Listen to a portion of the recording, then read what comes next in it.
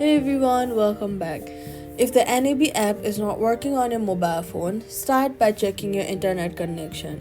Switch between Wi-Fi and mobile data to rule out network issues.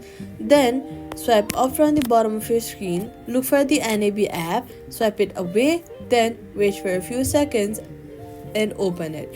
If the issue continues, restart your phone to refresh your system processes. Next, head over to your App Store and then search for the NAB app.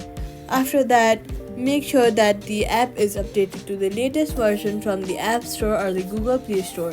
Outdated version often stop working properly, so update it. Now, if the app still does not work, clear the app cache on Android, and on iPhone, long press on the app icon, remove app, delete app, then delete the app. After deleting it, go to the App Store, search for your app, and reinstall it. Reinstalling your app will fix all the issues. Then open the app, login again, and check if the issue is resolved, and that's it. Subscribe for more quick fixes.